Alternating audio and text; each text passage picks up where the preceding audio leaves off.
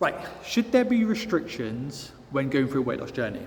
And there's a big question. There's a lot of people that say you should, there's a lot of people that say you shouldn't.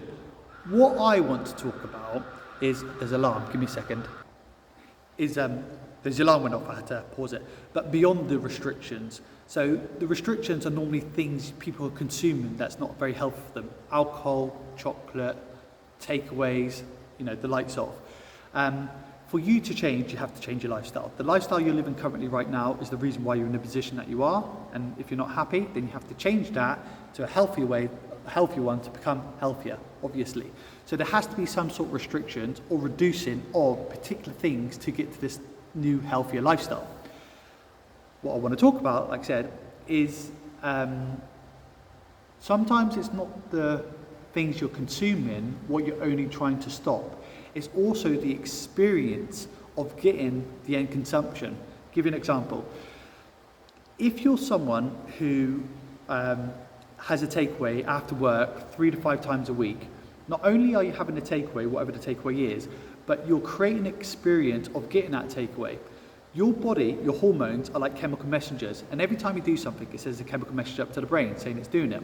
If you come home from work and you're figuring out what to eat, and you open up your phone and you get Just Eat up and you're searching for it, all the things you're doing is sending chemical message up the brain saying, I'm going to open up my phone, I'm going on Just Eat, I'm searching for what to consume. You then pick an order of what you want to consume, and as soon as you hit the order button, it sends a chemical message up the brain saying, you've ordered food, you're about to get a reward very shortly, therefore it releases different chemicals like endorphins and stuff like that, the reward chemical, shall we say, that makes you, which the journey you just created. If you're used to doing that 3 to 5 times a week, you're creating a pattern of rewarding yourself by opening up your phone, going through that process and having that little reward at the end of it. That's even before your food has turned up. So when you're trying to restrict or stop things, you're not just stopping the consumption, you have to stop the pattern that you're getting yourself used to. I'll give you another example. If you're someone who works, has a job, and at lunchtime you go to Tesco's or you go to a shop to get yourself a bit of lunch, and in that shopping trip, if you go to Tesco's, normally they have a meal deal, and the meal deal can consume of a packet of crisps or a chocolate bar, a sandwich and a drink. Alarm's gone off again.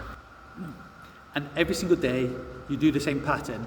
You leave your desk, you walk to the shop, and it might not just be Tesco's, it might be somewhere else, but you're getting food.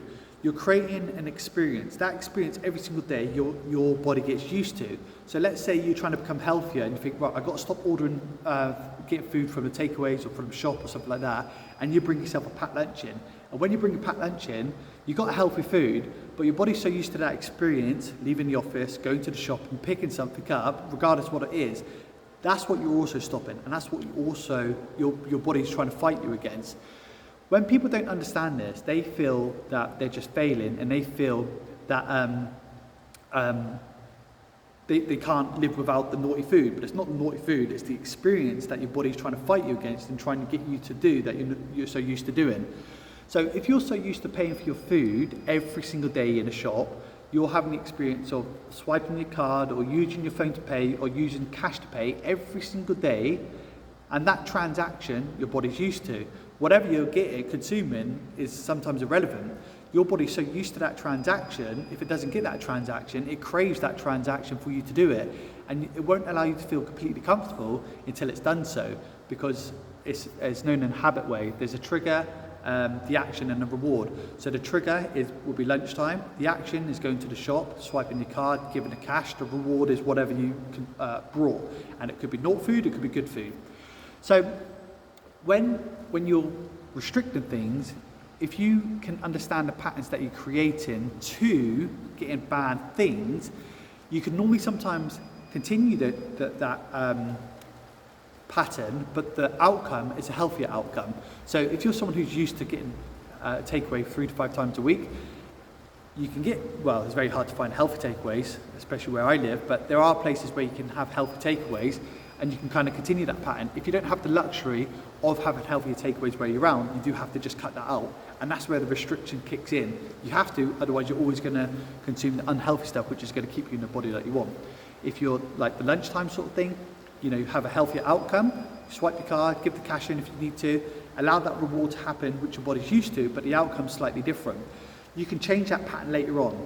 Trying to become healthier is the most important option, so the consumption is the one you want to focus on first, rather than trying to change everything. And if you try and change everything all at once, your body goes a bit haywire, and it's like, what we're doing, and it doesn't last. When I say everything, one thing is the journey of creating a takeaway. Another thing is what the takeaway is, what it could be. So you can continue the journey of getting the takeaway, but the food is good consumption. Now, and this works in all different forms. How you consume alcohol, how you enjoy the rest of your night. You might be someone who's so used to having biscuits and milk at the end of the night. It's very hard for you to not have biscuits and milk to help yourself relax at the end of the night. So what you need to do, have something, but it's just not biscuits and milk. It could be like grapes and yogurt, and at first it's not very satisfying because you're so used to chocolate and milk. But over time, you're changing your habits pattern, and your chemical messages are changing within your mind. Hopefully I've articulated that correctly and well enough. But when you're going through a journey, it's not only just the restrictions, it's other stuff that you're combating. And when you understand it, it's easier to overcome. So hopefully that helps. I'm going to shoot off because these alarms outside are going off like no tomorrow. It sounds like bloody jingle bells out there. But hopefully that helps, and hopefully the alarms hasn't bothered you too much. And I'll fill you in with another nugget sooner or later.